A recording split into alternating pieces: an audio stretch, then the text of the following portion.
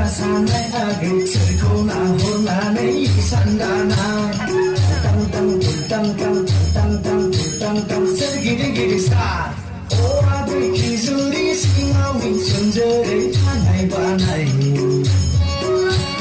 오아들 기술이 싱어위 천절의 하나의 바나이